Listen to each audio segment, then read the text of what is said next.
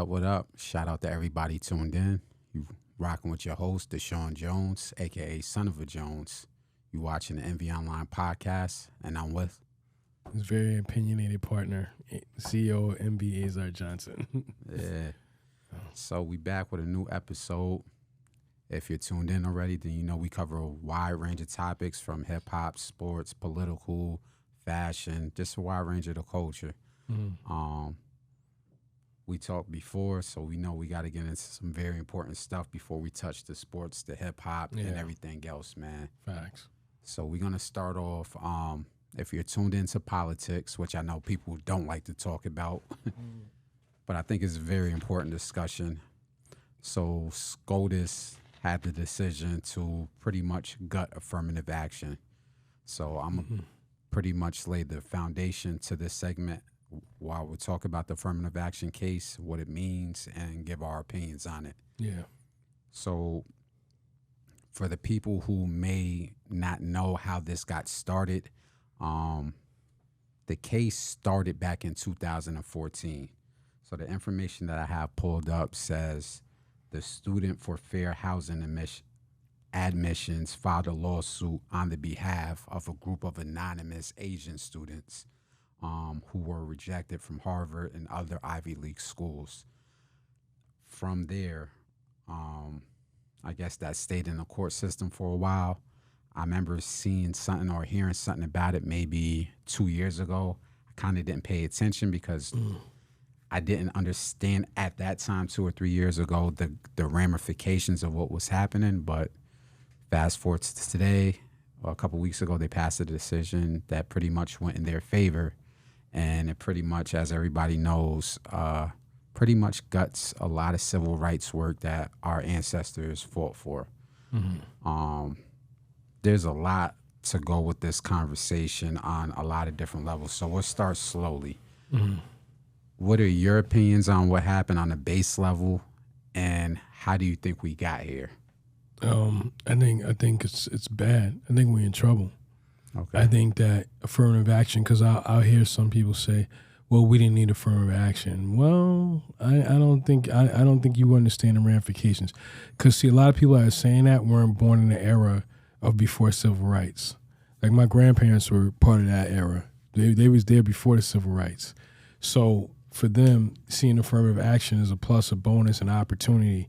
You got to remember, prior to that, the men, especially I'm talking about black men, were not able to afford to feed their families. They were in bad positions, unemployment-wise and all that. And even though we had our own businesses, our own entity, we still hadn't figured it out yet. So we just needed a stepping stone. Affirmative action was that stepping stone. So now with that being said, now that's been gutted. And, you know, on a normal base level, I don't think we'll see the effects. You'll see bits and pieces right now, but I think you'll see the effects as the years go on. You'll see very, very traumatizing numbers, shocking numbers that'll showcase unemployment, especially with minorities and minorities that especially deserve a chance. Now will not have the opportunity. And we all know that that's where this is going. And that's just, and it hits from so many levels. We're not talking about just employment. We're talking about education. We're talking about funding. We're talking about a lot of things, for businesses and all that. HBCUs. It's about to get really bad. It's not going to hit right now. You're going to see it come down the pipeline. It's going to hit, and that's when everybody's going to be up in arms. And to kind of give just one comment, I want to say, for people that say hold your vote and don't vote and we can do this by ourselves, they will be nowhere to be found. We're going to get to that because that's another layer of the conversation. Yeah, I want to take one step back before we go 4 steps forward. So the disturbing part of this conversation was the Jedi mind trick that the conservative media and even people who filed the lawsuit. And again, just so we're clear, I'm not lumping all Asians together. So before you get in my comments, I know Asia is a continent. I know there's a lot of different ethnic groups under the banner of Asians. I know you guys don't all think alike, so I'm not painting you with the brush. I'm just talking specifically for the anonymous group that filed this lawsuit. The Jedi mind trick of, well, you guys don't need affirmative action, yada, yada, yada. it should be merit based. So I'm just going to touch on that briefly before we go 4 steps forward. So the people that keep talking about merit based, they're missing why affirmative action was passed in the first place, which you touched on it. So basically, President Lyndon B. Johnson passed the bill in 1965 to pretty much prohibit discrimination on the topics that you talked about, basically race, color, from education, employment, and so forth. So I have a father born in 1965 in Mississippi, in the Deep South, who's still alive. He's only 57 or 58 years old, if my math is correct. At that time period, going off of what you said, it didn't matter how hard you worked. You were still getting denied. It didn't matter how hard you went to school. So I'm going to bring up just one case to validate my point, even though there's thousands of cases. And on the playback, I'm going to have my engineer throw in a clip so you can see a news article what I'm talking about. So just give me 1 second. All right. So when they're talking about a meritocracy and being merit-based, they're missing why this was important for us. So there's a college out there called Emory University, and I think they have a medical school department. Okay. So the legendary case that would crush this whole merit-based discussion is a person named Marion Gerald Hood, and I'm gonna have my engineer on the playback throw up the article so you can actually get the whole visual effect. So this case, if you Google Marion Hood, what you're gonna see is back in 1959, he applied to medical school. He got a rejection letter sent to him. Guess what the rejection letter said? And this is the picture I'm gonna have over the clip. What's that? It was a denial letter saying you're not accepted. But guess what it said? Why? It gave a reason why. This can't go. No, it said we do not accept Negroes. In black and white. So this whole Jedi mind trick that the media is playing on us, and before anybody starts, that ain't the only case. It's just a glaring example. Right. It's so glaring that the university had to issue an apology 65 years later because I guess they saw on social media people found the screenshot and it was like, oh, right. this is a black stain on our university. But it's like this dude actually had a rejection letter from a college saying, I'm sorry, we don't accept Negroes. Like, so this whole merit-based discussion is like, we just want y'all to shut up and go away about it. Because we done did that before. Affirmative action wasn't meant to give handouts. It was just meant to, I guess, highlight the people who don't have access to these programs in our communities. Our reporters talked about it, Jamel Hood, and I forgot the other lady's name because I think I sent you her Twitter. Her name is escaping me, but she's a black reporter who talked about in their area, while they were going to high school, they didn't have certain scholarship programs. So the affirmative action helped them get into those scholarship programs, which then led them into getting into their colleges. With that being gutted, like you said, I don't think people are going to see the long-term effects from that. So I just wanted to take a quick step backwards to talk about why affirmative action was race-based. Right. Why we did need it, and just give an example of Marion Hood applying to Emory University and getting a rejection letter saying, we don't accept Negroes. Now, that was just one step backwards, and I'm going to throw it back to you. No, I mean, that's just, I mean, like I said, that's the example of what I'm trying to make is like, it was really bad before that. And I don't think people understand how bad it's about to get. They don't. So all in all this independent talk, we're gonna do it ourselves. Can we go there next? Yeah. So I'm just gonna lay the foundation for you because I know you're gonna go in. Yeah. So what my partner's referring to, like, and we won't call out names because we want to get the message across, so we want to say it the right way. So in our community, there's a lot of quote unquote talking heads that come from different viewpoints. I won't name them, but you'll get the gist of what we're saying. So there would be people saying, oh, you don't need to vote and take part of this process. Just start your own business and you'll be fine, or yada, yada, yada. I'm gonna throw that back at you. Okay, so in response to that, because people say hold your vote. You know, what's the worst that could happen? Have we not seen? What I don't think, and I'm not gonna get into the whole politics thing. I'm 50-50 on Trump. Have we not seen a glimpse of what could happen? Did y'all not see a glimpse of what could happen? Like it's literally our rights are being taken. And this thing of we're just going to go over here and independently do ourselves, we're not economically empowered to do that. So it might be a plus and bonus to say it might inspire us and push us to do something that we should have been doing from day one. At the same time, though, we still need that stepping stone before we go over and do that. And I don't understand, like the people that are saying that, I don't think they understand. Do they understand before civil rights? Do they understand? I mean, affirmative action, it falls under civil rights. So I'm not saying like it's. Do they not understand that they were tearing schools down? Schools that we built, churches that we built. Can we go to the buildings business that we built? Because you educated me on this, and we'll talk about this after the affirmative action segment. So people always reference Tulsa, Oklahoma, but you was telling me about St. Petersburg, Florida. Yep. We Rosewood, had yep. Rosewood, North Carolina, Wilmington, Central Park, yep. so forth. So we had black business district in these areas, but we weren't protected federally.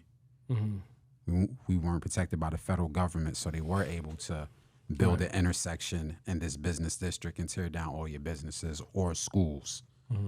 Go ahead. No, that's the point I'm making. So I think when you look at affirmative action, I don't think we're in a position of power to say we don't need affirmative action.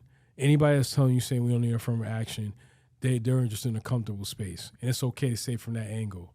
But for people that don't have that ability or don't have that control or not economically empowered right now, that's not what you want to hear.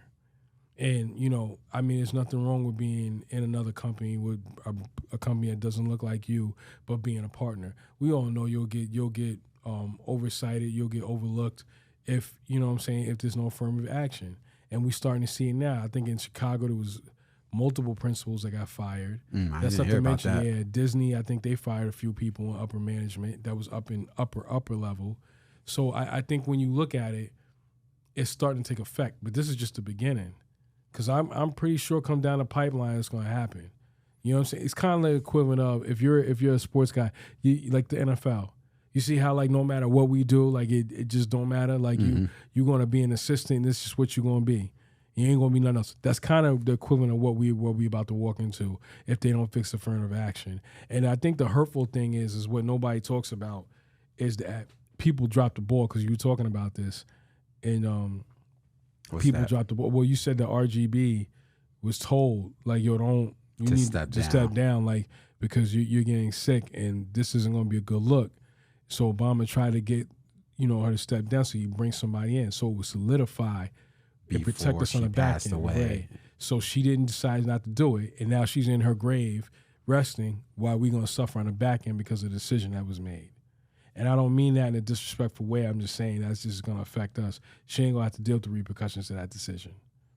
So once Trump comes in, he picks and brings in his own people, which is justifiably right. Nothing wrong with it. But now you have this whole situation and, they dropped the ball. So, I mean, now we're stuck. I think another disheartening thing is with Clarence Thomas, the Django character. I don't think he's even come out and said anything. He made a statement, which made me throw something up on social media. It's the same old, like, this is better for us long term. Once again, the Jedi mind trick when his whole career was built off affirmative action, and he documented it. He could deny it all he want. People around him can deny it, but he was a benefit when he went off to college of affirmative action. Yes. Go ahead. So now, and I think that was a most disheartening thing. Like, something that got you to where you were, you're now trying to pull the plug on it. So clearly, once again, as I said, he's no different than the people that keep running their mouth that look like us to say, well, I'm not going to vote. That doesn't really matter. It will matter. Don't worry. You're going to find out. If you keep it up and you promote other people and we don't get who we need in there, don't worry. You're going to find out the hard way why it matters. See, people People don't understand that part when they say don't vote, don't do this. You'll understand when you're trying to build a school and it gets torn down. You'll understand when you're trying to protect kids that you can't really protect. You'll understand when that same person that's in the front of the camera being like, yo, hold our vote, and they ain't going to be nowhere to be found. They're going to be running off to another country or go preaching somewhere. Mm-hmm. So, you just as bad as Obama when you saying like, well, I don't want to read no damn book. Well, I don't want to really hear about anything else you saying right now. If you're not able to employ a majority amount of the population of people of color with multiple companies, I can't listen to what you're saying right now about that. That is the most ignorant, naive comment you can make. And trust me when I tell you, my fear is they're going to get their wish. Good luck with that. So to piggyback off that, before I jump into part 2 of this discussion is, I saw an interesting TikTok, and I think I was talking to you about it. And the content creator was pretty much saying they already got their conservatives in Congress. She fears that their long game, because we talked about long game, is that they get the majority conservative in the legislative branch. So that's now you have 2/3 conservative out of the branches, and if they get 2/3, they can do anything they want for how many years? 10, 20, 30, 40, 50 years. Yeah. And if they start gutting out the 14th Amendment, which is pretty much how we got our freedom in this country, that was interesting. I sat back, I was like, damn, we've been thinking about Congress, but what about if they get the legislative branch as well? Mm-hmm. Then what? Which is the legislative is the bottom one, right? Yes. Okay, yeah. So that was an interesting discussion. Just again, people, because I think when people tell you to vote or not to vote or whatever, and once again you're entitled to your own opinion, they're only concerned about the presidential vote, the local elections, the city elections, the primaries. Like there's multiple ways to vote outside of just the president, right? Which people need to get educated on, because after Obama, I went to 2 years later. A lot of other people didn't. Same thing in a previous election. Like I go every 2 years, not every 4 years. Right. The next part of this conversation that I want to frame this so correct, because I don't want people to get misinterpreted, was how do I say this, cuz? So I don't want to say like the allyship, like it made me look different at this whole allyship thing. And again, I'm not lumping everybody together, but go here with me on this. You had our ancestors, our grandparents, and that generation fight for civil rights. Pre-1965, we pretty much were the face of that movement. Not saying other groups didn't help out, because there were some that joined hands with us, but it was majority us. We fight for that. We get a whole bunch of rights for a whole group of people that weren't here fighting with us, and then have a small minority turn around and rip that shit and pretty much say, well, we don't owe you a damn thing. That's crazy. That's super crazy. And again, I'm not saying all. So before somebody says you're trying to group us together, I'll say some. But to have that happen, what was your feeling like when I was showing you the forums and the articles of people saying, well, this is how we feel, and we don't care that y'all fought back in the 60s, 50s, 40s. I would say this. They're going to care when it's their turn. So meaning and understanding, people with Spanish descent were saying the same thing, and they are now seeing the brunt of that. So you're going to join the club sooner or later. So if you think that you're going to run around here and, we'll just overcome what's going on, okay, you'll be next. And let me tell you something else, because I've seen something. Shout out to Black Home Educator. She's on Instagram, and she was talking about she's not supporting any business that's culturally financed by a certain group of people. Since you feel that way, I'm not giving you nothing, because the majority of your money comes from neighborhoods and communities that look like ours. So for you to say that you don't care, yeah, I'm all set. You're not gonna get my money. I guess you don't care about that either. Hey, real quick, we'll edit this out. You got the view up there on the screen, the split view. Sometimes I often look over at that. I'm just asking. Mm-hmm. Gotcha. All right, cool. Thank you. So, I'm not trying to sound all doom and gloom, but we obviously have a lot of work to do. Mm-hmm. From your perspective, what do you think that we should be doing to take actionable steps forward so that we don't get in that red zone where it's like we're effed? I think it's got to start from grassroots. We're back at the bottom. Okay. And let me tell you why I think we're back at the bottom. The mistake was made that when Obama came in, me, myself included, people of color thought things were going to change. It did not change. And he made every excuse on why it couldn't change. He said, yo, I had a house in the Senate. Well, we gave you that.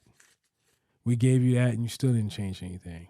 Then you get out of office and, what are you doing? You know what I'm saying? So then here comes Hillary Clinton, who has her own not good background. But, and then you look at Trump, nobody really wanted to roll with him either. But at least from the side of my culture, they didn't really roll with him. Not too many people did. But, people were holding their votes like, man, I ain't rocking with that. But they all thought, Hillary was going to win because some of the stuff that Trump was saying was crazy.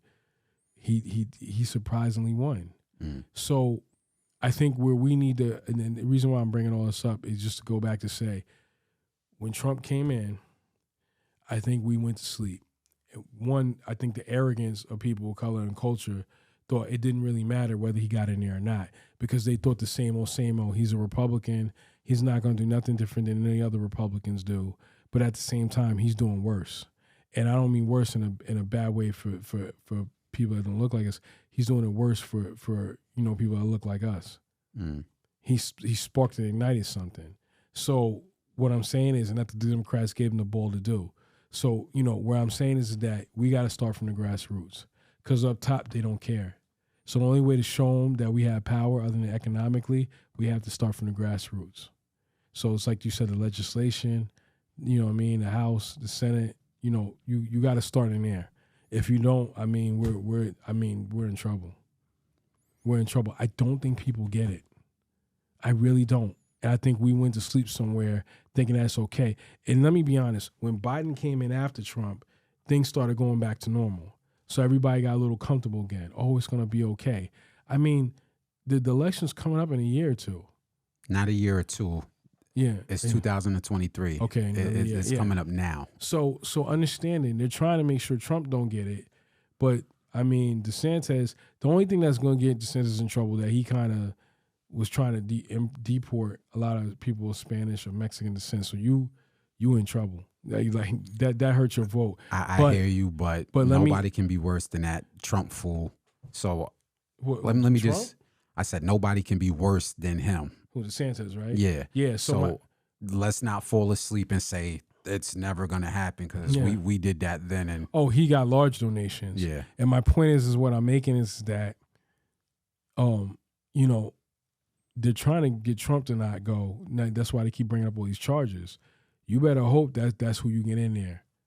Hear what I'm saying to you? That's how bad it is. You better hope for Republicans he gets in there.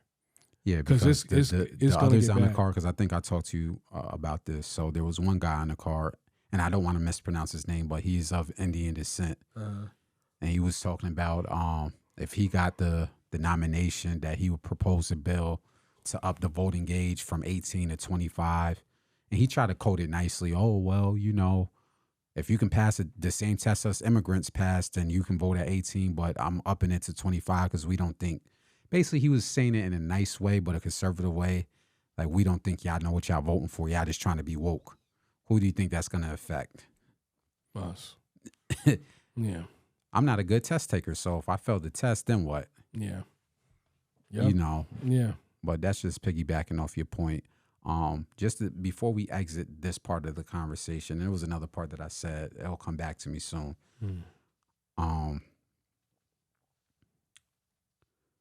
Just lost a train of thought. We're going to edit this out. Like, I just lost a train of thought. Mm-hmm.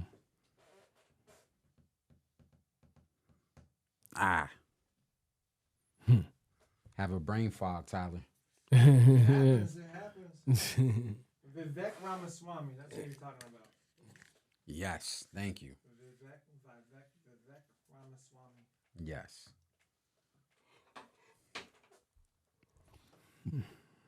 But yeah, just in general, like we got work to do. Um, there's a lot happening that, like you said, I don't think people did. We're in stage one of seeing the effects of affirmative action. We're nowhere near the end. What happens when they say, okay, since we gutted affirmative action, now we can really not have a reason to donate to HBCUs because those are race-based colleges. Right. Right. HBCUs are already underfunded. Same thing with small businesses. Small businesses get an incentive to hire minorities. Right. There's actually a whole in New York State, like a whole I forgot the acronym, but there's like a whole certification you go through Yeah. and a law that's passed to say if you hire 7 or 10% minorities, blah blah blah. Right. What happens when that gets gutted? So Right. as you said, like we're in for a rude awakening, and I'm not here to tell you to vote left or right. This is America. You're free to vote for whoever you want to vote for, but just realize we're gonna have to stand on these consequences. Facts. So I'll say that much. Mm-hmm. Yeah, man. That was a pretty serious topic, man. I know we talk about a lot of stuff on this podcast, sports, hip hop, and stuff, but I just thought that was important to use our platform to just to get that message out on the culture, man. Yeah, I think it's just my whole thing is, if you can, man, just talk to somebody that comes from that era before affirmative action and civil rights, and they'll explain to you why it was so important and why it still is so important. I think for politics, and Dame Dash had talked about this before, like with politics, we weren't never taught that in school. I sure wasn't. We weren't taught how important voting is and, what levels and how, I didn't start realizing that until a few years ago. Mm-hmm. So it just goes to show like they've been dropping the ball and keeping it from us. You know what I mean? It's not all about, being the boss is about running your community. And if you can't do that and you don't know every level, then you're going to be stuck. Mm-hmm. You know what I'm saying? But I will say this, how you can hurt them also, just not by doing grassroots, follow the trail. Find out who's donating to these people, these representatives. Follow the trail, blow them up, and don't support them at all. Change the whole aspect on everything. Trust me when I tell you. So I want to highlight one more before we move on. Okay. So the Central Park 5, for people not familiar, are 5 people from our community who were wrongly convicted of a crime back in the early 90s. That did severe jail time and pretty much had their world turned upside down. Mm-hmm. I think they have a new acronym of what they call themselves, but one of them just made the council in Harlem. Mm-hmm. You remember his name? I do not. Let me I see know if I you're can pull talking it about, up. but I just don't remember his name.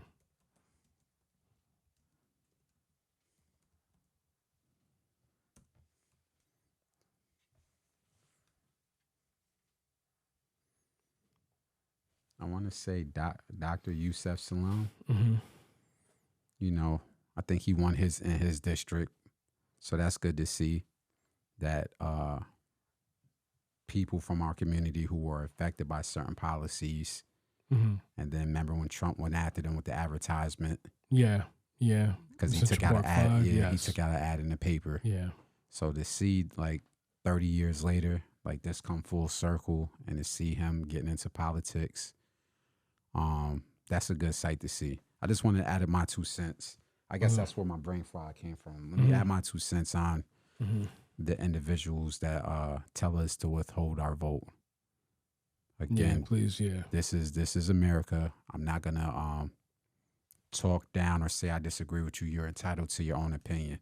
But I'm just gonna give a brief analogy. So I just started fitness a few months ago, and one thing I'm learning about fitness is everything's intertwined. So you can't just lift weights and that's gonna change it. There's an eating component with nutrition, and there's a sleeping component. And some people might also throw in supplements. If you do one without the other, it won't work. Meaning if I hit the gym but I don't eat correctly, it's not going to work. If I eat correctly, but I'm not hitting the gym and I'm not sleeping right, it's not going to work.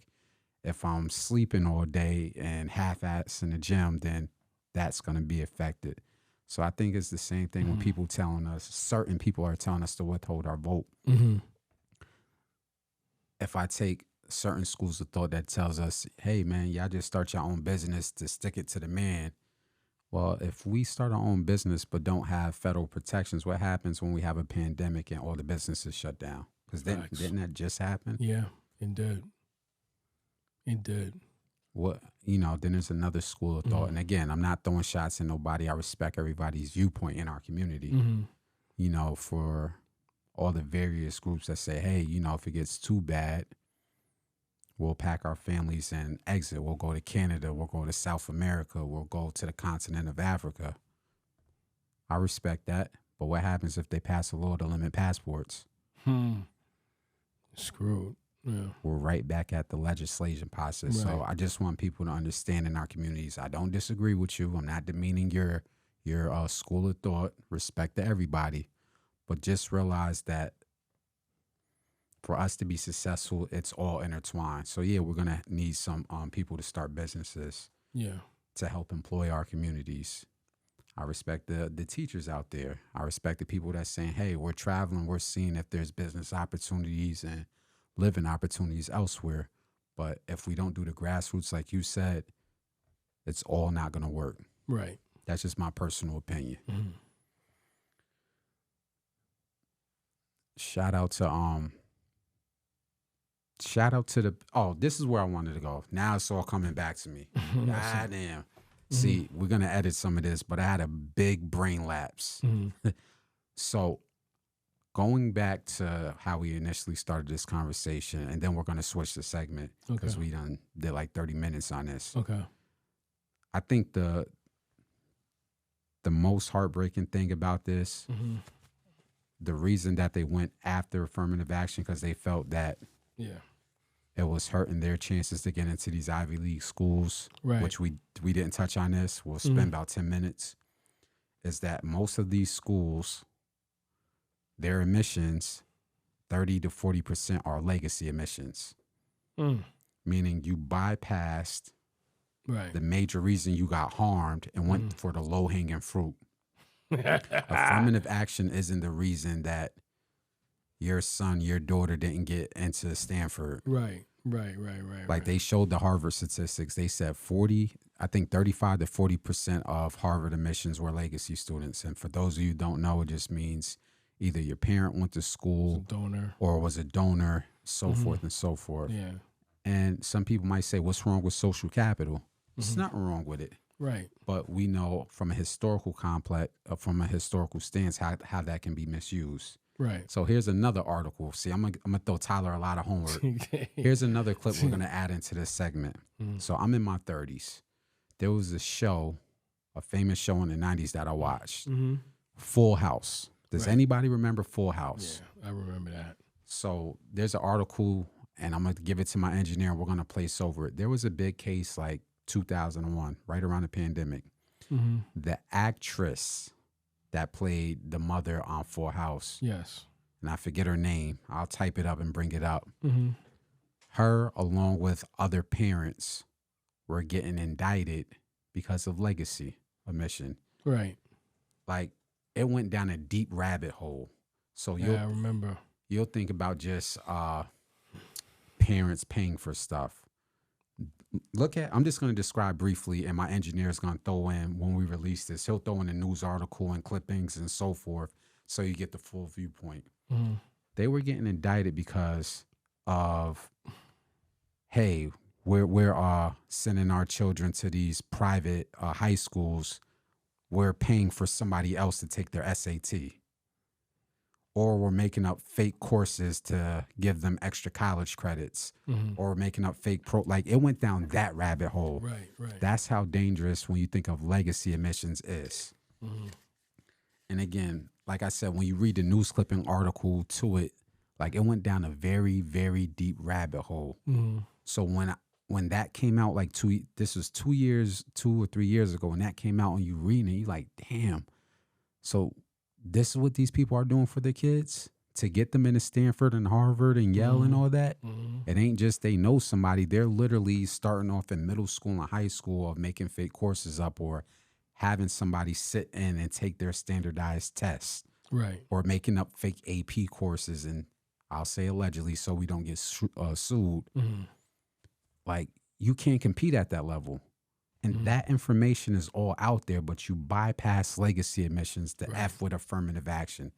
That's where my brain fog came in. That's what I wanted to touch on. Yeah. I think that's a crime and a disservice then within itself, because they showed the statistics for Harvard, and I guess the black population and the Asian population combined didn't touch the legacy admissions.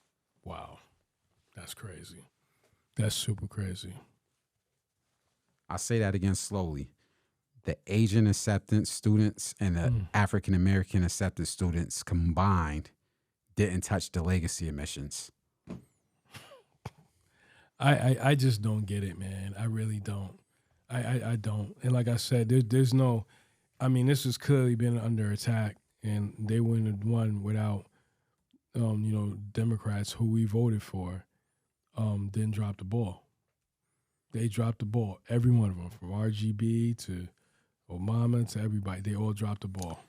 And I pulled it up. The actress from Full House name is Lori Laughlin. I can't pronounce her last name. She didn't even get any real time for that neither, man. Pleaded guilty in 2000 in May for their roles in a nationwide administration bribery scandal. Yeah, that was big news. Nationwide. She didn't get no real time for that. I know, but it's just the point of legacy admission. These are rich people with power and connections that was going that low to make sure their kids got into colleges 3 years before this court case. So my question to those select anonymous Asian students, some, not all, why didn't you go after them? Right. Where is the federal lawsuit going after legacy admissions? Right. I see a group of civil rights activists starting to put it together, but no, I want you. I want you guys to do the same thing. Right. You know. Probably won't see it, but yeah. You got any more on this topic? Nah, I'm just, at this point, I'm done. I'm drained from this situation. Because I think it's just, just one last thing, like I said, the only good thing that'll come, it might force us to create our own businesses, but at the same time, it's going to do a lot of damage on the back end. So whatever the benefit is, we're not going to see it for years. So it is what it is, man. And, it's going to be what it's going to be. We're going to have to, once again, figure it out. If we could figure our way out of slavery and figure our way out to get rights and figure out how to do everything that we was doing and going through it, then we can figure this out. But we shouldn't have that figure this out. This should have never left out of place. You get what I'm saying? So that's kind of how I feel about it. Yeah, man. Next say. Yeah, right. 20 minutes. Yeah. So let's jump into, you want to go sports or hip hop? We can go hip hop. All right, so one thing that's been in the news since we discussed hip hop a lot is the back and forth between your boy Pusha T and Jim Jones. I found this interesting because I never knew them two had no problems, man. It just came out of left field. I don't think they did initially. I think Jim Jones just recently made a comment, and that's where we went left from there. So Jim Jones made a comment saying that he doesn't feel Pusha T should be a top 50 artist. Which I disagree. Disagree ain't the word. All them legendary verses, he talking about he don't have any influence in the culture. Then Pusha T is out in Paris doing a fashion show with all the J's there. Everybody's there.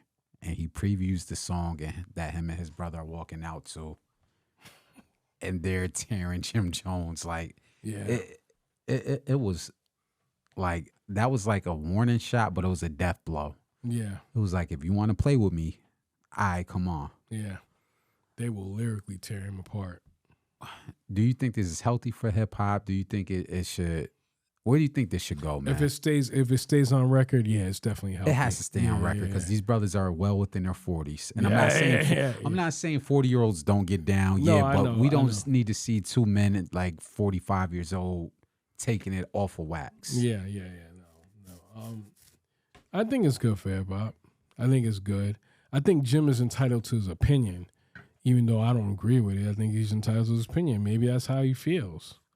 I just don't know who's the other 50 rappers that he thinks is better than Pusha T. There might be a few, but they ain't 50. You know what I mean? Not 50 rappers. My God, man. Here's my 50 rappers? here's my honest thought. Mm-hmm.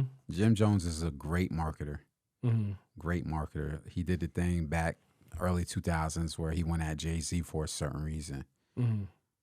My honest opinion is after they took that L to the Locks, he's trying to figure out a way Mm-hmm.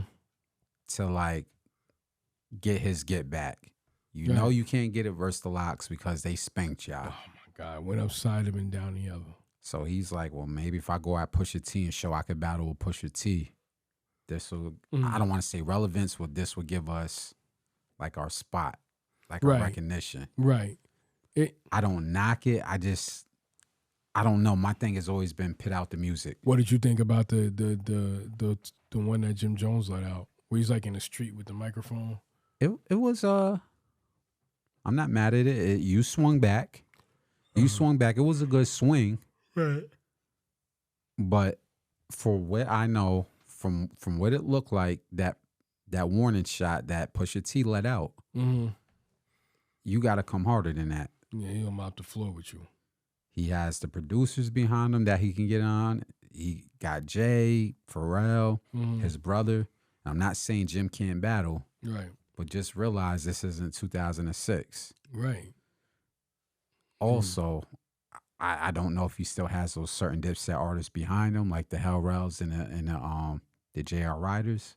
Mm-hmm. But you might want to get reacquainted with them again if you're not on good speaking terms. Yo, That's you say the- you might want to get reacquainted with them. Respectfully, I'm not saying Jim can't hold his own lyrically, Mhm. but if you're going into battle, you want your best pieces around you. Yeah. And I just remember that every time Dipset had a battle, yes, Cam can hold his own. Yes, Jim can hold his own. Yes, Joel's can hold his own. But those verses, those records coming from Hell Rel, 40 Cal, and JR Ryder was lethal. Mhm. It was like, yeah, you're not going to get past us to get to them. Right. So, again, if you're not on good speaking terms, I hope y'all figure it out. Yo, thanks, yeah. Yeah, man. Just real quick, who do you think has, and this might be an underrated question, between Pusha and Jim, who do you think has the better catalog? It's kind of tough. I think Jim has a better catalog if I have to go right off the top of my head. You got to remember, the Clips got maybe 3 or 4 albums, Mm-hmm. but Jim, he released a lot of hot music off of mixtapes and off of albums and Dipset. You know what I'm saying? So he's released a lot. I mean, his albums alone and mixtapes and Dipset and Bird Gang, his catalog is way deeper. That's where he has Pusha T at.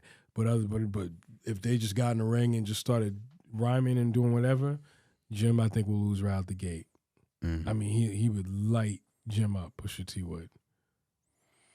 You know, but if we talking about longevity and catalog and all that, Jim does has have him. an underrated Jim got catalog. him trumped. Yeah, All he the trumps Pusha mixtapes. automatically. Yeah, Gangsta Grills, all that stuff. Yeah, yep. I don't think Pusha T has a catalog to go to beat for beat. Like, let's just say Pusha T was like, you know what? We need to create a verses. Jim's catalog alone will kill him. Yeah, very, It will very kill him. deep catalog. Yeah, it will kill him. Jim's probably first album, Dipset's album, and a mixtape just alone. One of his mixtapes would destroy Pusha T. It would destroy his catalog on verses. Mm. So like I said, if we talking about a catalog, Jim would light him up. But if we talking about like lyrics, they going for bar, Pusha T. Again, If you're not on good speaking terms with Hell Rell, JL Wright, and 40 Cal, Yeah, you're I hope y'all get on good speaking terms. Yeah, Hey, man, you watch the Math Hoffa podcast? I sure did. Some of it, yeah. Yo, man, interesting, man. So he just interviewed Ja Rule. Did you get a chance to? I didn't see. Nah. Dope interview. Dope interview. So Ja's now on there, giving his side of the story, what you got to respect. Right. But a segment of it, he pretty much tried to paint 50 as a clout chaser. That was his whole thing. 50's just clout chasing. I live rent free in his mind. Do you ever think like this disagreement between these two would be settled, man? Never. There was, we were talking about this with Versus one day, and he was like, yo, hey, you just think about the catalog. You were thinking from a hip hop perspective. I saw it as from a street perspective. And this is the thing. You were like, for what people don't understand, 50 almost lost his life over this. So there was gunshots involved, okay? Now, I'm not going to get in, well, it's all been reported. We all know who was involved and why we're involved and who did it, right? I don't think you can ever go back from that. There's nothing you can say to dead it, to squash it. I think the only thing they can do is he can be over here and he can be over here. They've ran across each other like years later after it. They just don't say nothing to each other. And that's just how they need to leave it. You get what I'm saying? Yeah. What I don't like about it is that I think the bigger picture is, and we talked about this behind closed doors, is that this all comes from 50 said it too. He's like, yo, he getting money over there with these dudes. You know what I'm saying? That's how me and his beef started. I think it's sad because I think that when you look at it, it could have all just been deaded. But once again, you got these bozos that are street dudes that keep coming around these rappers, either trying to extort them or bring their mess. And let me make this clear about it, because I watched the Supreme Team documentary. I watched the Murder Inc. documentary. I don't know if you saw that. Nah, I saw bits and pieces. But they were messing up. They were messing up. All Preem had to do was come home and get money with Murder Inc., but he's too busy trying to show he's street. How'd that work out now? Yeah, that's the part I did see. So now your ass is locked up for life because you Preem. That's what you're going to go to your bed lying down in the grave, because you Preem. I was with dudes that made millions of dollars, and I probably, if I had left 50 alone, I would probably be out right now. Let me paint this picture, because we're probably going to use this as a clip. What would you rather be in? Would you rather be sitting there making money, being next to J-Lo, running around with Murder Inc., being around beautiful women? Or do you want to sit there and beef with a kid that has nothing to lose? And I'm not saying 50's a kid, I'm just saying, but at the time, a young man. Do you want to beef with a young man trying to show that you can still hang with him and then end up through all this mess doing life in jail? Let me put it this way. Ever since Preem came home, he got into the situation with E-Money Bags because he tried to do something to him, and he ended up costing his man his life. Nobody talks about that part of the story. Then you started some mess with 50, and 50 wasn't scared. 50 wasn't going to let you extort him, and he shouldn't. If somebody tried to extort us, I'd be like, good luck with that. Even if you get us, you still ain't going to win. So at the end of the day, what you doing? But to go back to what you're saying as far as with Ja and them, it'll never be right. And I think with Ja Rule and them kind of like, I remember 50 saying at one point, he said, yo, I told him that murder record wasn't about them. They kept coming. You swung. You saw him somewhere. You swung on him. It was over. And then now you trying to get people and guns involved, and you shooting that dude and whatever. And then he's like, yeah, most dudes would have folded. Come on, Ja. Come on. Let's just be honest. What you was arrogant and cocky. You thought it was never going to end. And what ended up happening was 50 got with a stronger team. Let's do the math.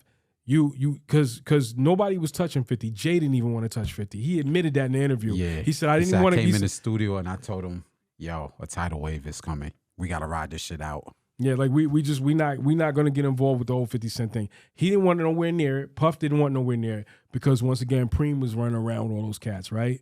So, mind you, but see, what 50 was, he played chess. So he gets with Eminem, right? Dr. Dre. Fans, especially that don't look like us, didn't care about the street stuff.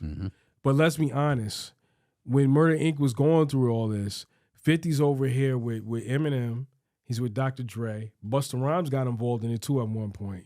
You You got all those cats. At one point, you started getting into it with Jay, and you got it because you wanted to try to go sign Nas, which was a big no. Then you got into it with X, with DMX, because I don't know what was going on with that. So now, even though you only got a problem with 50, you now got an issue with Rough Riders and Rockefeller and who else did I mention? There's somebody else. But anyway, and Flip Mode, Busta Rhymes, right? You have all these issues. You're getting the feds are coming down on you. You brought all this on yourself. And on top of that, record-wise, even though you're making hit records with J-Lo and Ashanti, who rap-wise did you have? There was no Cadillac Ty and Black Child were cool, but they didn't have the following that we said, yo, we gonna go and check their mixtape to see what they going at 50 about. Nobody cared. I ain't never heard nobody say they like Mitsubishi Black Child. 50 you remember that verse? Facts. 50 Cent had Lloyd Banks and Tiny Yayo going after him. He had Eminem going after him. He had Dr. Dre going after him. He had Busta Rhymes going after him. That was just within the shady Aftermath Interscope camp. You had D12 going after him, right? Mm-hmm. The only person you had that held any validity was Benzino. Everybody else left you. Jay left you. Even Nas, who you tried to get over there and was like, yo, we'll have your back when everybody was going against, when he was going against Jay. Even Nas said, no, I'm good. Let's make that clear. So to go back to your answer, your question, no, he doesn't. No, it'll never be that. It's just too much bad blood. It's too much damage. People were hurt. You know what I'm saying? People were hurt. And Irv was running his mouth too. He's not innocent. Mm-hmm. He's not innocent either. So salute to Ja Rule. I feel bad because I think he's underrated.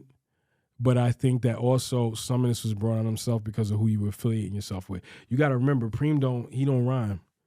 So when you got Rough Riders and Rockefeller and Shady Aftermath and Interscope and G Unit on your ass and Jimmy Iovine and all them on your ass, that's Preem don't really hold no weight over there. And that's where you make your money. Mm-hmm. Really? Oh, you can't see. My bad. See one? Nah, I got a fucking ad. Of course I do.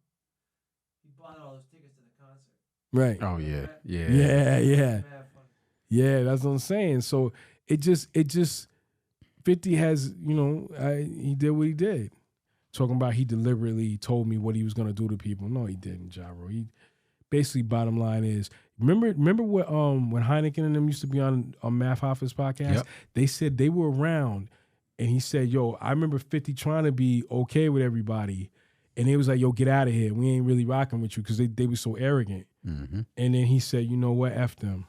Now I don't got no mercy. I know what I'm looking forward to in September. What's that? Power Book 2 Force with Tommy. Shout out to 50 Cent for executive producing that. Yeah.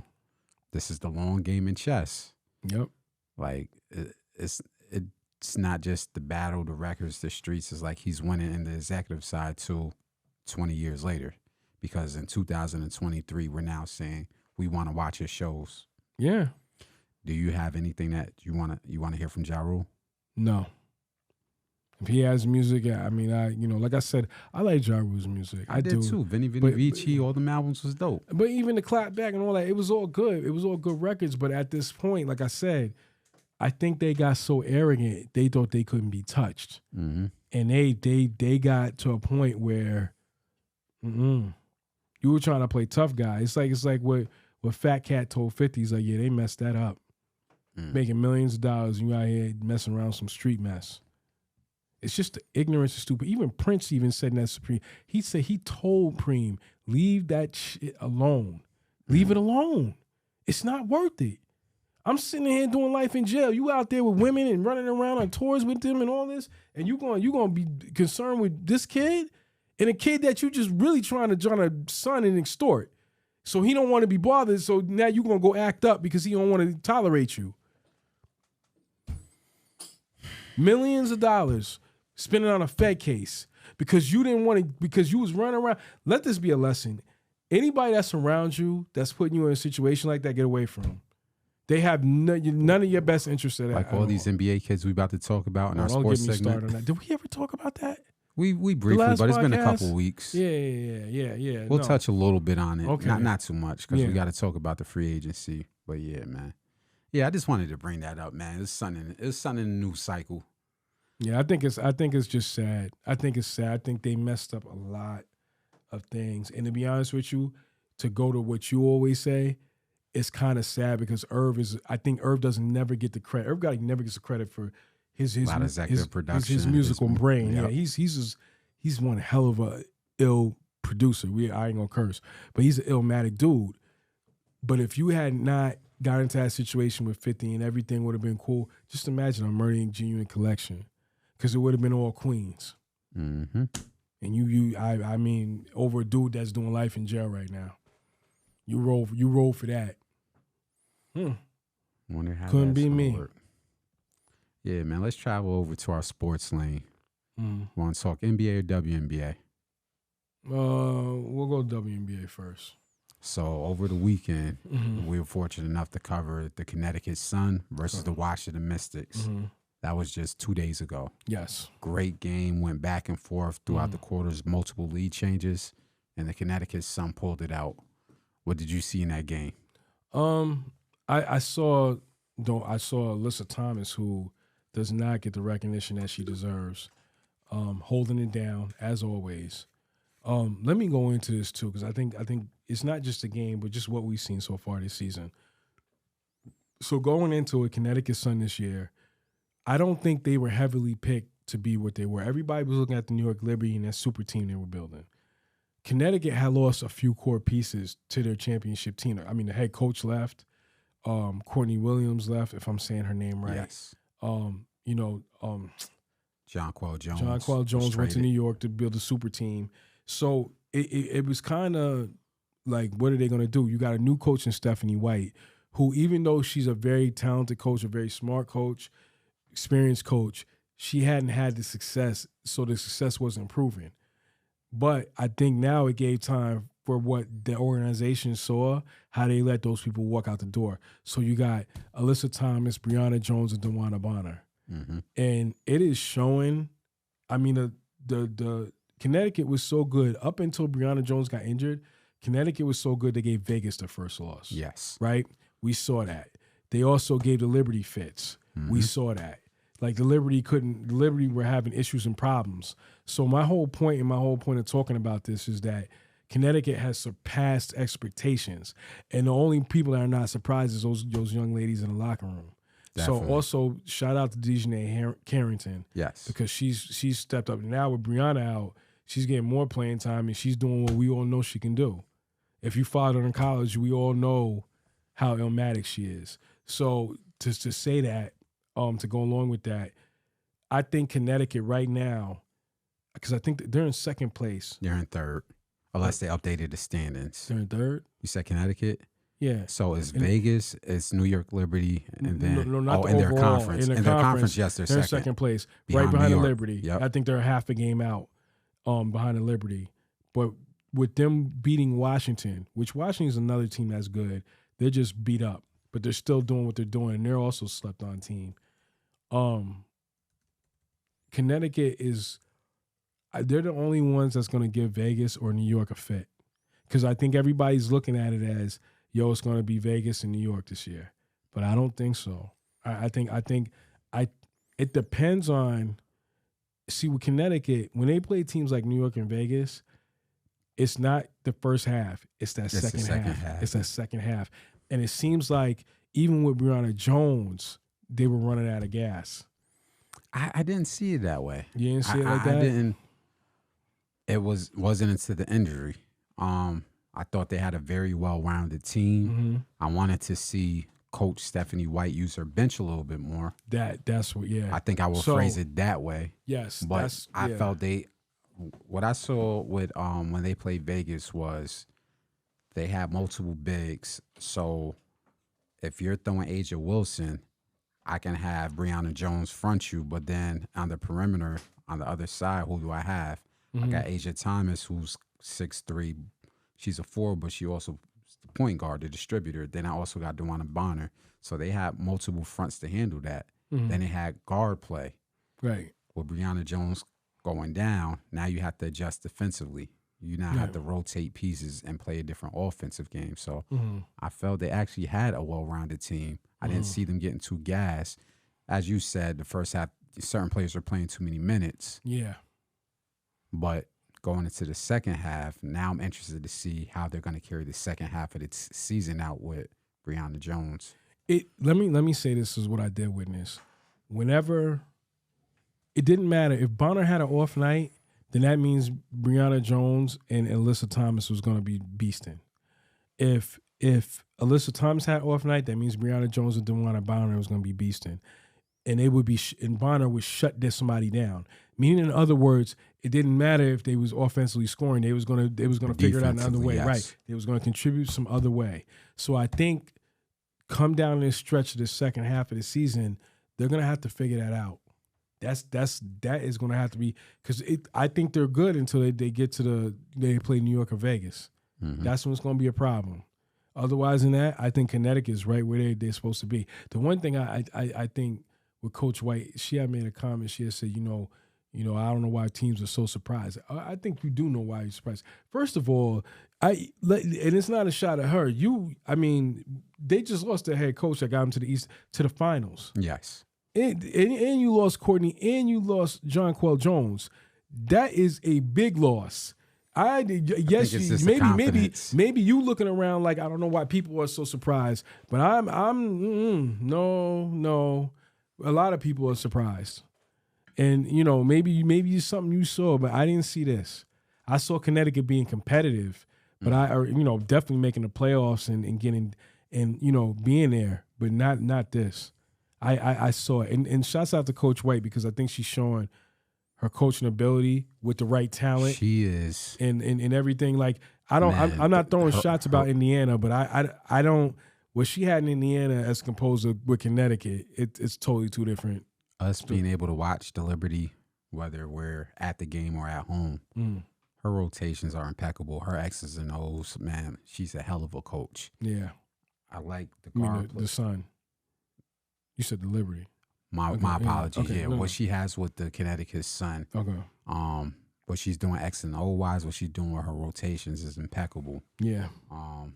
I like how she's starting to notice like when a certain guard is off to switch or it's just to rotate. And that's not no shot at nobody. I'm just saying for her rotation pieces. Another piece that I saw of when they were going back and forth, nailing shots. You have Alyssa Thomas, who, in my opinion, like I said, as a hot take, she's in my top 3 for MVP discussions. Yeah. Then DeWanna Bonner. The play from Rebecca Allen, Yes. because she's lethal in transition, knocking down Yes. threes. She is, and she's a good defensive Good on the defensive line. player. And then the 2 guards. I want to say Natasha. Yes. And actually 3 guards. Tiffany Harris off the bench. Mm-hmm. And I want to Hayes. say Tiffany Hayes and Tyasha Harris, both of Okay. them, veterans.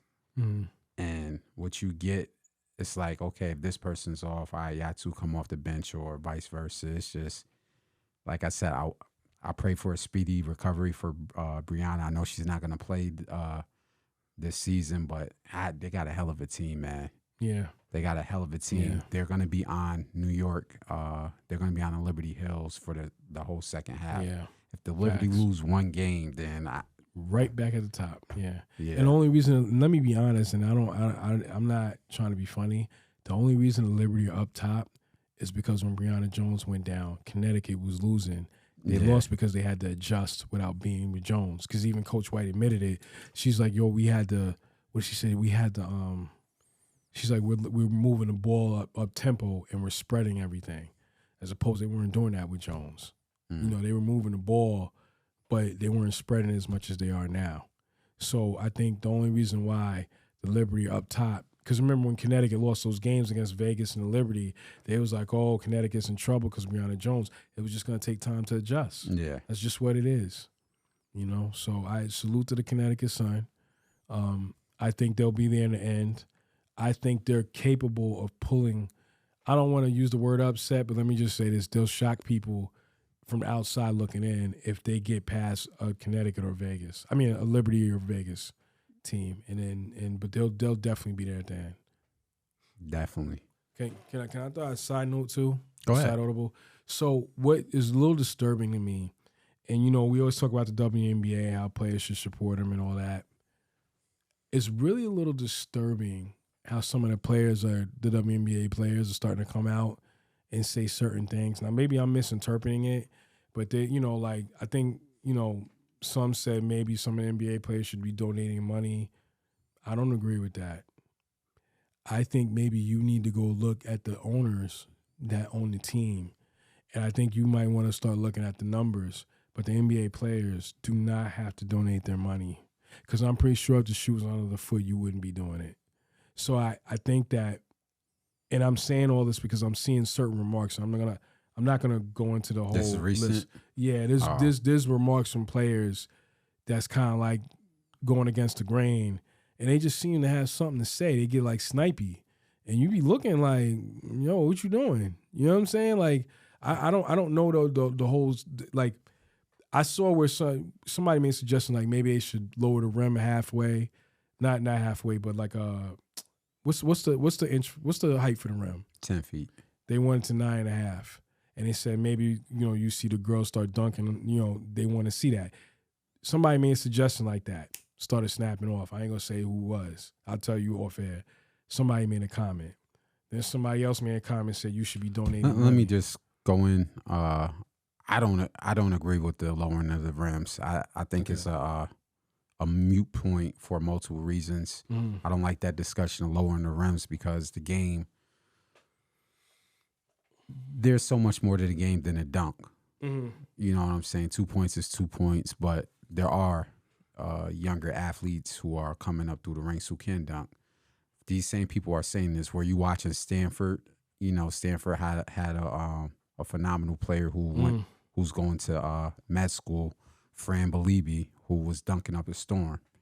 You didn't care to watch Fran Beliebe over these last 4 years at Stanford. So I just think that's lowering the rim is a cop-out. But go ahead with your next point. No, I think that sometimes the little snipe remarks isn't necessary.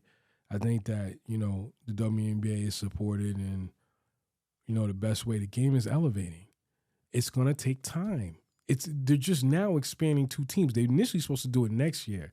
They're supposed to expand 2 teams, but they said they're going to give them the bye year next year so that 2025 is when the next 2 teams are coming. Anyway, long story short, you see it in college. I remember at one point, man, other than Connecticut, and then when you get to the Final Four, the women's college game, those arenas were not filled. It is now to a point where the Final Four is crowded. The tournaments, all tournament games, if you look at most tournaments, if it's not played at like 10 at night on the West Coast, most of the tournament brackets, the games are packed. The arenas are packed. So I think, you're just going to have to, I would say probably in the next 5 years from when we first started covering, it's no longer, the WNBA is just here. They're now televising a draft. There's so much talent coming out of college that the WNBA can't handle it. So I think that the game is elevating. I think it will get there sooner or later, but I think it's just time. I think that, the shots that are being thrown are in the wrong direction. That's just all I want to say. That's the point I'm making. Gotcha. Yeah. We got any other WNBA topics? No. I just, shout out to all the teams, shout out to all the players and all the young ladies. I think it's All-Star too. All-Star Not yet. This weekend coming. This weekend coming up. So if you're a fan of the WNBA, tune in from the app. Yeah. And watch the All-Star game, man. Yeah. Shout out to all the young women. I'm Team Aja Wilson. They got a dope team, man. That team is gonna win. Shout out to all the female athletes, the female WNBA players, and shout out to the ones that even though they're not on the team right now, trust me when I tell you, shouts out to y'all. Because I think in due time, I think y'all will be on teams, especially when the 2-team expansion comes. Then they all go overseas too, anyway, so they'll be there too. Definitely, they'll be there. Way too much talent, which is a great thing. Before we leave the sports world, let's go over to the NBA. A little bit of free agency news, man. So it's not really news because if you tune into the NBA, then you know what's the biggest topic right now is where the hell Dame is going. Damian Lillard. Damian Lillard. Where is Dame going? It's interesting because he publicly voiced through his agent that he wants to go to Miami. Right. The interesting part about that is I'm going to let you lead on this one. Miami doesn't have the best trade package to offer Portland. So people will say, well, Portland GM just needs to do the right thing and let Dame goes where he want to go. Mm-hmm. Respectfully, you don't. He signed an extension for 5 years. Yeah. These players, for the last couple years, have gotten to a habit of signing their $200 million extensions, and then a year, 2 or 3 into it saying, you need to trade me right now. No, we don't. Yo. So are you 90, I'm going to pass it to you. 90% of the time, I'm on the player's side. Mm-hmm. Get your money, do what you want to do. But when you enter these contract extensions, you need to know the ramifications. Mm-hmm. Now, those of us who are fans of Dame, we wanted him to move on 2 or 3 seasons ago. Mm-hmm. Why is that important? There was a better free agency market. There was better free agents 3 seasons ago than what there is right now. Right. You really want the Portland Trailblazers, and it's no disrespect to this player, you really want the Portland Trailblazers to take a package involving Tyler Hero and a few draft picks? I just want y'all to think about that. Dame is a top point guard still at his age of 32, 33.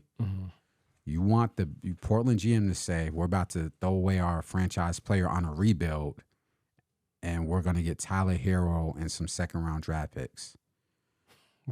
Unless a third team is involved, I don't know how this is going to work out, but I'll let you go ahead. This is my thing about that whole thing. And let me ask you this. Before I ask you, they keep talking about that, right? I'm with you on this. Why would you sign that extension? You said, he said it himself. I'm going to stay in Portland. I'm going to weather the storm. The rings don't solidify my career. Well, clearly it doesn't if you're gonna stay in Portland. Who the hell stays in Portland? They ain't never had a chance to win a championship since Clyde Drexler and what's his name was up there. It's been that long. So I don't understand what you thought you was doing by signing extension, and now you're gonna go to this owner and say, well, being that you didn't listen to me about drafting this kid and trading the draft pick, who's gonna go up there and go play with you to win a title? LeBron caught that on when he was in Cleveland. That's why he left. And he knew he had to get back up out of there even after he got there the first time. He was lucky that Kevin Love went back over there. That's what that went over there during that trade, because Kevin Love didn't want to be there. He wanted to be in Miami or in LA, where he was from. So LeBron saw that when he was in Cleveland the first time. He said, I can't get people to come here. That's not going to work. So when he went to Miami, he won his titles and then went back to Cleveland and said, yo, this is what I can do. Y'all seen it. Right? You're asking Damian Lillard. Damian Lillard's asking Portland out of all teams. It's not like you're, in no disrespect, a better market. Right. It's not like Memphis where you could kind of persuade somebody to go, because Memphis, even though it's not the New York and LA market, it's still a nice market. Still Southern market, right? Yeah. But what I'm saying is like, you ain't gonna win no title there. You know that. At the minute, any chance that they had, once they traded CJ McCollum, it was over. I knew that right from the get-go. So now, fast forward, you sign an extension and say, I'm here no matter what. Good luck with that. I just looked it up. So the thing is, and this is why I said 3 seasons ago when he signed the first contract. So the first contract came 3 seasons ago, right around the pandemic time. He signed a 4-year contract, which ends next year. So the re-up extension came on the back end. So when this is over in 2024-25, he signed an extra 2 years for $125 million. Meaning he would be standard to make $60 million both years. Who is taking that contract, no matter how good Dame is? You know how old he's going to be? 35 and 36. Yeah. Who's going to pay a 35 and 36-year-old $60 million? You might as well, yeah. See that, and then that's the thing. You just going to take the L. You was thinking about the money. This is what happened to Russell Westbrook. He had that contract, right? Yeah. And people were saying, who's going to take that contract? Nobody. The Lakers took it, and then what they do? They got rid of it the first chance they got. Mm-hmm. I'm not saying Damian Lillard is not better than Westbrook, but you get the jux of what I'm saying. Mm-hmm. So unless a third team gets involved, and then people throwing around the Celtics, Jaylen Brown didn't sign his contract extension. Everybody knows I'm a Celtic fan. Mm-hmm. I'm disappointed in how the season ended, but I honestly don't think that that's our answer. No disrespect to Dame, but giving up Jaylen Brown, who's 26, 27, Mm-hmm. for a 33-year-old Damian Lillard, who on the back end of his contract is going to be making $60 million per year, that's going to put us in a bad spot. Yeah. So good luck to him and his agent. Mm-hmm. Good luck to him and his agent. I know he's trying to force his way to Miami. You know, I'm not being a hater. I honestly don't see it. I'm with you on this one. And people think like I'm a hater because, you know, how I felt about with the Durant and the Kyrie thing. I don't understand how you're giving these players all this money. And you know you ain't going to win. We all know Dallas ain't going to win no title. Who the hell wants to go play with Kyrie Irving? We all see what's going on in Dallas. What's the other player's name? It's like Luka Doncic. He ain't doing too well with Kyrie. And you still gave him that money? 3 years. The What are last you year's a player doing? option. Same thing with Durant. We'll see what happens now. We'll see what happens now. Here's the thing with that situation. Let me just chime in real quick. So Durant's 34. He'll be 35. I want to say the way that super team is constructed, they have a 3 or 4 year window. Mm-hmm. Because I think Booker's under contract for 4 years, and he's 26 years old. And what's old boy name that came for Washington? Bradley Beal. Yes. I think he just turned 30, so he's still a little young. Yeah. And he's signing, or his contract is for 4 years. So luckily, because those two younger pieces are young, they have a 3 or 4 year window. Mm-hmm. I do believe they will win one. I believe they will win one as currently constructed. Go ahead. I think for the whole Dame thing, if it circle all around, Dame's gonna have to give up some money. If he wants to ring, he's gonna have to give up some money. That's what he's gonna have to do. Now, if he does, fine. If he doesn't, that's fine too. He's still a Hall of Fame player, but you can't tell the organization what to do when they gave you what you wanted. You can't do it. You're not gonna get anybody to. I'm pretty sure his agent told him, Portland's gonna give you everything you want, but I'm gonna tell you right now, you're not gonna get anybody to come out here. You're not gonna get Trae Young to come out there. You ain't gonna get. What did you just say, Jaylen Brown? He ain't coming out there. What would you think you're gonna get? Lonzo Ball or one of them to come out there? I'm trying to understand. Who do you think you're gonna get to come out there to say, I'm gonna come to Portland and win a title with you? This is not the Clyde Drexler era where they didn't care where they went. They said, yo, we going to stay because the free agency and the money, it wasn't as big as it is now. So they just stayed where they was at and did what they did and was like, yo, we had an Illmatic team. And this is coming from a Celtic fan. This is what players were telling Kevin Garnett 15, 18 years ago. Mm-hmm. Look, you're a Hall of Fame player. We see it. You're 30, 31. You still got some time left, but nobody's coming out to the Minnesota Timberwolves to play with you. So he asked for the trade that summer and got to Boston. Yeah. You know what screwed him up? And I hate to admit it. People are going to laugh about this. When they were young, him and Marbury could have made that team a championship team, a long-running franchise. But Marbury was so busy trying to get back to New York. He was crying to get back to New York. Selfish, but that's a whole nother topic. And look how that worked out. Yeah. So point I'm making is like, I just want to say with these players, far be it from me, they make more money than me. They've gotten at a higher level of success than me. But I mean, you can't just go walking into somebody's joint, man, and telling them like, well, you need to go do this or you can't go draft this kid. Why would they not go draft this kid? They're gonna give up a draft pick to go trade somebody that's not gonna want to be there. Look, and that's another thing. Go ahead. Not to cut you off. You've seen how players react, i.e. Kyrie, i.e. Kevin Durant. When players don't want to be there, i.e. James Harden, i.e. Ben Simmons. See how the list keeps going on? I keep talking about it? When they don't want to be there, they act out and show their ass. So you're going to trade a top draft pick, bring a kid out here. Let's just have it for example. I know I keep bringing up his name. Let's say that was Bradley Beal. Say it was number 3 pick. They said, yo, we're going to trade you. He is leaving Washington to, out of all places, go to Portland. It's different from Phoenix because Phoenix is still a nice city.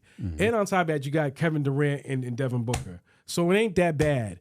If you told Bradley Beal, I'm leaving D.C., out of all cities, to go to Portland and play with Damian Lillard, he would be like, damn, not again. Mm-hmm. Now, see, at least when I was in DC, even though we weren't winning, it's still DC. Like Yeah. Outpost says DC, right? You go to Portland, you like, yo, what are we doing out here? And mind you, let me put this into perspective. This is another layer. Look at the teams you got in the West. This ain't like the East Coast. You got the Lakers, who LeBron ain't trying to leave without a title, right? Mm-hmm. You got Phoenix, who's building a super team. You still got Golden State. You got Golden State, who clearly they ain't going away neither. They said no. We might have had a little nip, and we might be a little older, but we ain't going away either. And saw the Kings make it last year. the Kings, you saw what Denver did. Nobody saw them coming. Championship. So at some point, and the Clippers, I'm pretty sure Ballmer, he's not giving up either. Those are like just 5 I'm mentioning. That's not including the bottom 5. That's hypothetically, if Zion is healthy, okay. now you got them coming. So you got other teams in the West. On the East, no disrespect, their teams, but other than Philly, Boston, Miami, and the Bucks. We know that every year. Those 3 to 4 teams. That's it. There's nobody else. Nobody else. So what I'm saying is like, how are you're gonna? So if you're Bradley Beal or any of those guys, and you got trade over there, you be like, yo, what's the real reality that we're gonna really do anything, Damon? Because we're gonna be good until we go in the playoffs. And the minute we get past the first team, because that was what's happening with him and McCollum. The minute they got past the first round, they ran right into the super team. And they got mollywopped. They would lose the series 4-2. Same thing every year. So I mean, and then you went in to go sign an extension and said, I'm gonna stay here and we're gonna figure it out. Okay. That's why I said when he signed that contract 3 years ago, before this extension, I was like, yeah, you pretty much did your career. You know, you're gonna make a lot of money. Like I said, unless a miracle happens, the third team gets involved, good luck. That's what's gonna have to happen. Third team's gonna have to get involved. If a third team don't get involved, he's stuck there. And you can just play your heart out and do it, and we all know what type of player you are, but you are not going to win no title in Portland. Stephen A. Smith has said it. Shannon Sharp has said it. All the analysts, they all say the same thing. You need to just leave, man. Why are you there? Mm-hmm. You shouldn't have signed no extension. You just didn't want to. You hard-headed. So you're going to sit your hard-headed behind out there, and good luck with that. And while you watch all these players get their money, and just like you, they're going to be somewhere where they have an opportunity. And you stuck. Portland. I'd rather go to Toronto, man. Yeah. So we'll have more NBA free agency news and future episodes because there's going to be a lot more stuff happening before the season starts. We got any more topics before we get up out of here? Oh, yeah. We got topics. Yeah, we got topics. I'm going to let you. Go ahead. Yeah. Oh, yeah. Yeah, I want to. Go ahead. No, we're still in the sports line. You want to go to Atlanta Falcons or that other topic? Which one was the other one? You want to stay in sports? You know, ATL. you text me. What? With the Falcons. That's what I was thinking of. Yeah, go ahead. Okay. Was there another one after that? Yeah, you text me, buddy. Oh, with sports, not sports. Not sports. No, I know. That's what I was talking about. Yeah. Okay. Yeah. So, let me find it here. Because your great Atlanta Falcons keep giving. So what ended up happening was Arthur Smith, the head coach of the Falcons, he was voted, let me pull this up. Yeah, he was voted one of the worst coaches. He was in the lower 5. Let's say that again. He was in the lower 5 in the ranking of coaches, of the worst coaches in the NFL. And Arthur Blank, the owner, has come out and say, now let me give you the whole scenario. Let me just paint the picture here. So he's had 2 7-10 seasons. The Falcons didn't catch Arthur Smith. He came in with a Matt Ryan. Was it Matt Ryan? No. Marcus Mariota, which was last year. I want to say Ryan was the year before. If I'm not mistaken, yes, it was. He came in with Matt Ryan. He tried to work that out. That didn't work. Then he said, we're going to go with Marcus Mariota, and he drafted Desmond Ridder. Mariota had them playing. He was competitive. They had a running game. They had Drake London, but I mean that's really it. Kyle Pitts don't seem to be working out too well, or maybe he's just adjusting. He tore his Achilles last year. I thought you was about to say this. Thank God. So he's I thought you was coming. About to say He's this coming spring. back. Okay. The defense is so. It seems like he's trying to build a Tennessee Titan team part 2. And the Titans didn't never make an AFC championship game. So let me start here. You went and got a guy and then we've talked about this a bunch of times, but we're going to keep talking about it. Oh, that's my Siri going off. So I was like, what the fuck? What the hell is that? I was like, yeah. Siri on the MacBook. Okay. So you went out and got this Tennessee Titans coach, assistant, whatever. And you say, yo, we gonna build this. This is the guy we gonna start the new era with, right? Because we ran Dan Quinn out of here and they kept him too long. Which the GM Terry Fontenot, I don't know what the hell he was thinking, but I saw some special with Kimberly Martin. That told me everything I needed to hear. So I know he's a quarter water. So long story short, he hires the wrong coach. Okay, Arthur Smith every year keeps saying the same thing. The guys are playing hard and we're getting better. Well, I don't know about that. See, you got away with that the first year. We got that, right? But then last year, Tampa Bay Buccaneers came out of the weak division, and they came out of there, I think 8-8 or 9-7, whatever. They came out of there like real low with wins, right? I don't have the numbers in front of me. They barely made the playoffs. They were the only team that made the playoffs. New Orleans was weak, and what did I say in those previous podcasts? Brady is on his way out the door. You need to prepare for that. Right. Teams are rebuilding. Let's get now. Let's start now so when he's on his way out, we're on top. They are now just starting their rebuilding with Desmond Ridder. They went out and drafted Bijan Robinson, who's a running back. They already had a 3-headed running back system, and now they got a 4th running back. That's going to be the guy. Maybe Bijan Robinson is the one. Oh, Hey, my God. you don't believe in him? No. It's not that I don't believe in him, but it's kind of like, let me put it to you this way. Let me think about players I know. When you got D-Hop on one side and you got, who's the Illmatic receiver? Say you got D-Hop on one side and you got Mike Evans on another. Mm-hmm. Why do I need who's a guy, man? What's the guy? Why do I need CeeDee Lamb? Doesn't make sense. You gotcha. You know what I'm saying? Gotcha. I got these two guys that can get open. They'll light you up all day. And I got an ill running back field. So it's kind of the equivalent of, if I have all these guys, and I got a 3-headed monster, why do I need another guy? Mm. So you're going to build a running game? Because you did that last year. It got you 7-10. So now you done blamed it on Mariota and said we're going to go in another direction because we think we can get in there with Mariota. Then he comes out in the same breath and says, well, this is Desmond Ritter's practice. This is Desmond Ritter's shot. 1 year? You're going to give this kid 1 year that you had sit in the bench last year, and you're going to give him 1 year to show it? So then what happens? Let's paint the scenarios. What's going to happen if this don't work? What's going to happen if you don't make the playoffs? What's going to happen is you're going to get rid of the coach, so now you're back at square one again. 3 years in a row. 3 years in a row. And you're now back at square one again because you were so arrogant and cocky. You know, let me tell you something. There's something I want to add to this. Okay. Side note. I saw a great piece by Kimberly Martin from ESPN. And there was three highly profiled black front office people. Mm-hmm. And she asked a question as to, well, you being in certain teams, do you feel responsibility to hire, a black coach? Do you know what these ignorant Django characters said? And I'm going to say to the Django characters, they said just because they're black doesn't mean they're the guy for the team. Really? Clearly that's the truth. Because I saw, if I'm not mistaken, because the Falcons GM is black. Mm-hmm. And you hire Arthur Smith, and you had Eric Bieniemy sitting there? Mm-hmm. Really? Todd Bowles was there.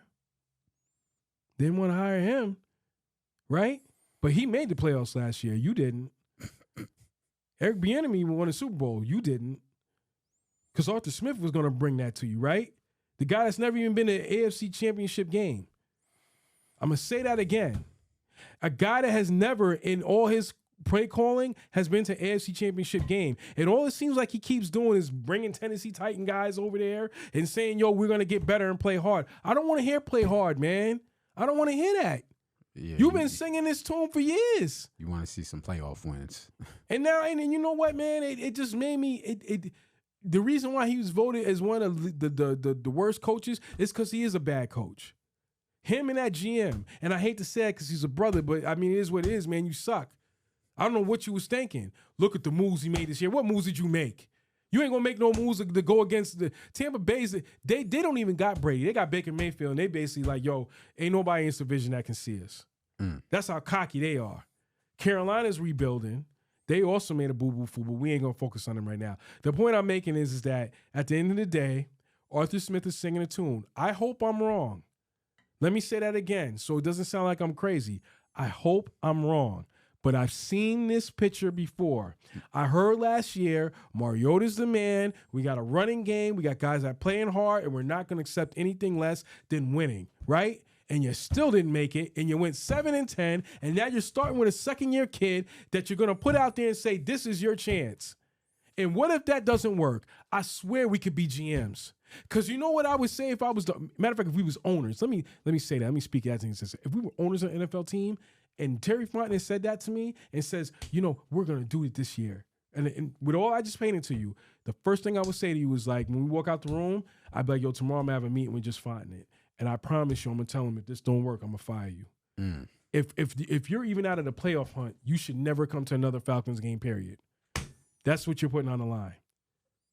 Because you now came up with 7-10 seasons, and now I got to go over here and sell these tickets, these ticket holders, stating that what? This kid that's coming out his second year, Desmond Ridder, he's going to just take us to the promised land?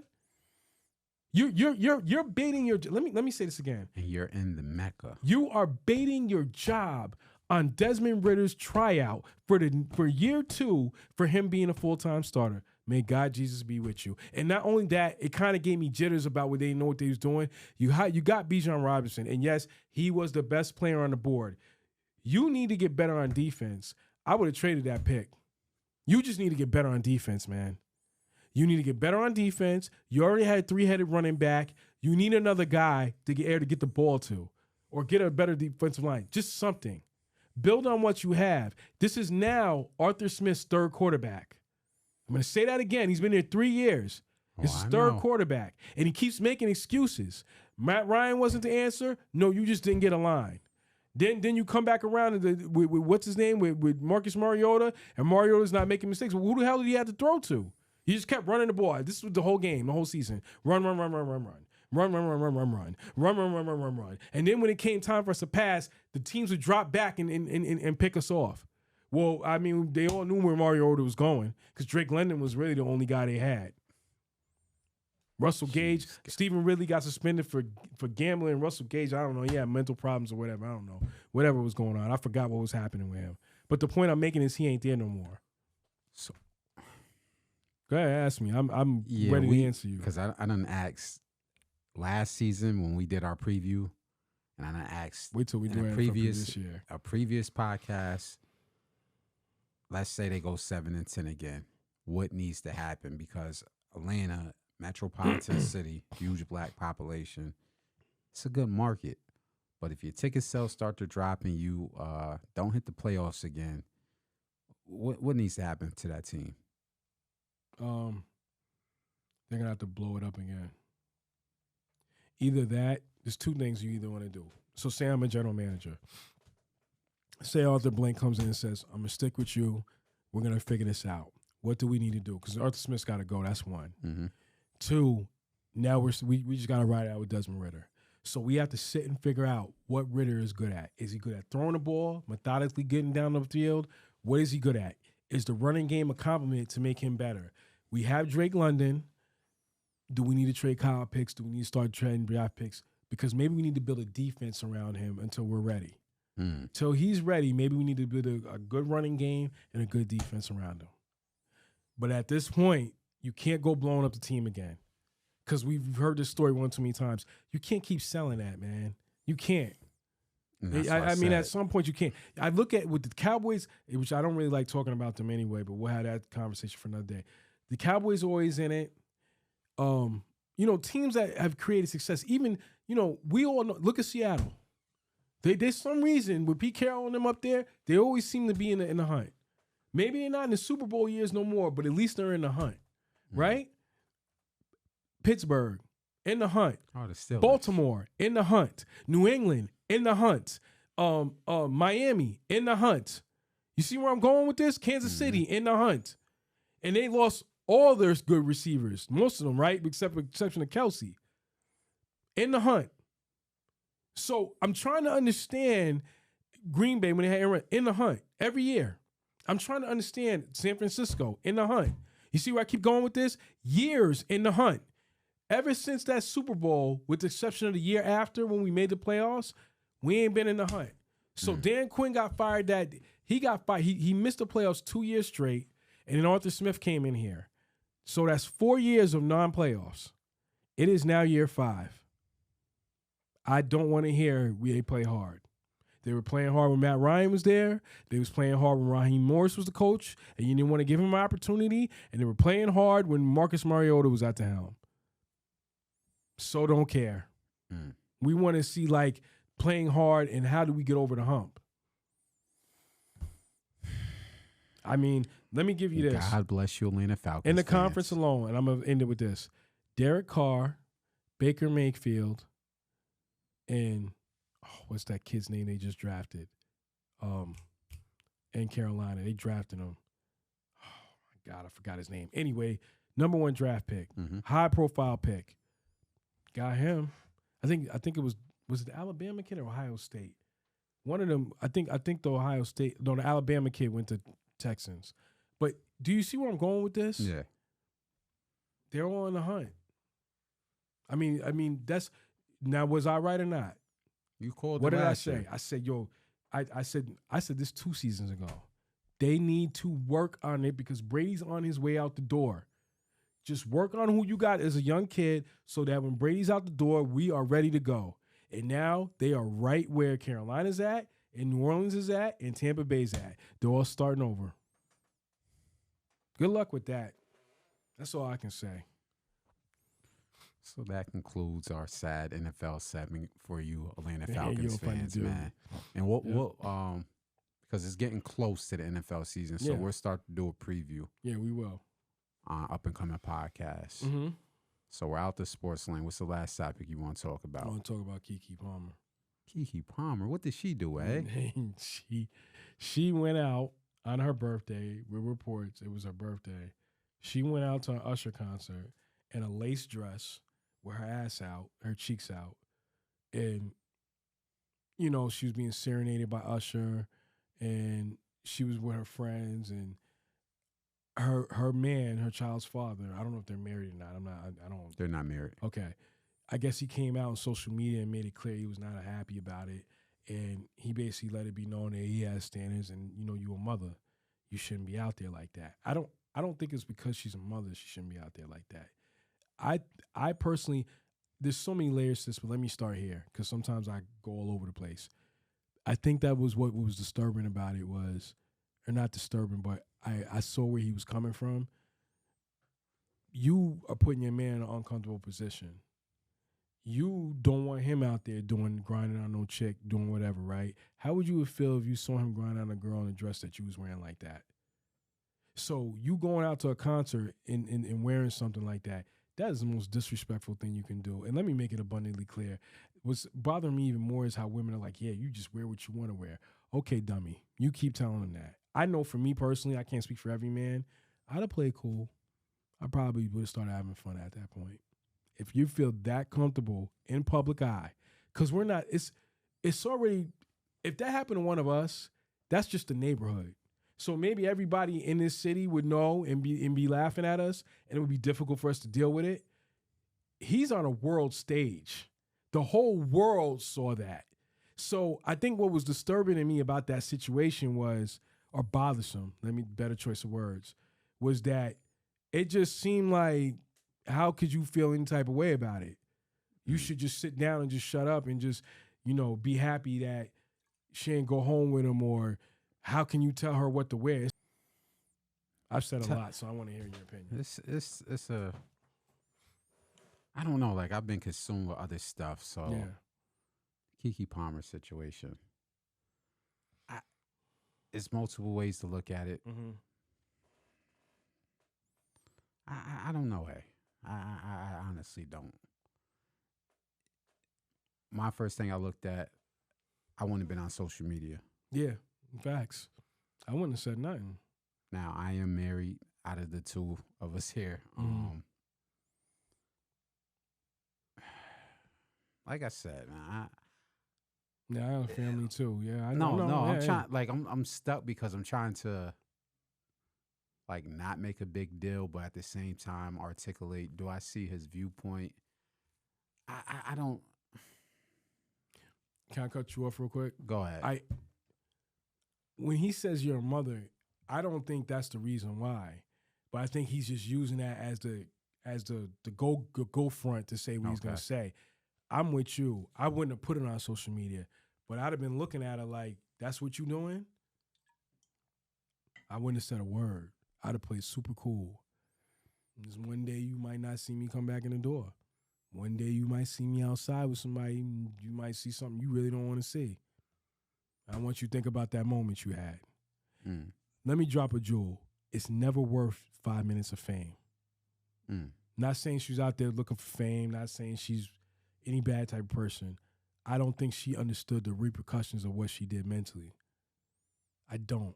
And what I'm going to say one more time to women, even if they don't want to hear it, it's never worth the 5 minutes of fame. It's not about you wearing that dress. It's not. It is about you wearing that dress. Had you been wearing a normal dress, nobody would have said nothing. It's the way the dress looked, what we saw, and who was singing to you. It just is an uncomfortable vibe, man. That's an uncomfortable vibe. And it was funny because I see the women kind of jumping on Keke's side. Well, since she can wear what she wear and do what she want to do, how come when Chance the Rapper was out there grinding on some chick at a parade or festival, how come you don't feel that way then? Man, I'm trying to understand. Period. It is never worth 5 minutes of fame for your family in a lifetime. It's not. It's not worth it. It's just not. And there's a whole bigger picture of this, which I'm pretty sure will come out sooner or later. Because he ain't going to never forget that. That's on a national stage, dog. And on top of that, he got assassinated on social media. He ain't going to forget that. And this is why. I'm not saying what she did was right or wrong. I'm not in this situation. I'm married. I've never been out with a celebrity. Like I said, I'm trying to get my thoughts together to frame this correctly. I'm just saying, from a man's standpoint, he poured gasoline on a fire. So let me just say that. Yeah. Let me say it from this point. I 1,000% agree with you. So when I got with my wife, 2010, one thing I told her, if me and you have issues, I'm gonna hold myself to a standard and you to a standard. Let's never put our problems on social media. Facts. So we've been together since 2010. Everything ain't been glitz and glam. There's been stuff happening behind the scenes. But I swear before you, not one problem has ever leaked to Twitter, to Facebook, to whatever social media. Not even a hint of it. Yeah. Because once it gets out there, it opens the door for this discussion. Yeah. Had this not happened, had he not, like I said, if you're pro Keke or pro siding with him, had he not have posted this on social media, the only thing we as the public could have did was speculate. Well, how does he feel at home? That's the only thing we could have did. Facts. So like I said, whether you're pro Keke or pro on the boyfriend side, to me, that's just my humble opinion. Once he posted what he posted on social media, he ignited everything. Yep. So it's gonna get worse. We're coming up to the end of our podcast. We got anything else you want to touch on? Nah, I think we touched on everything else, man. I think the next time we rock out, I think we got we'll have more topics. The NFL's coming, so we're gonna be in that. College football's coming. But I mean, we only in mid-July, about So probably by the time we come back, we'll just be starting NFL previews. Gotcha. Well, shout out to everybody tuned in, man. We'll be back pretty soon with some more content. Salute to everybody who follows us, whether it's one person or 1,000 people, man. Facts. Till next time. Salute. Stay blessed.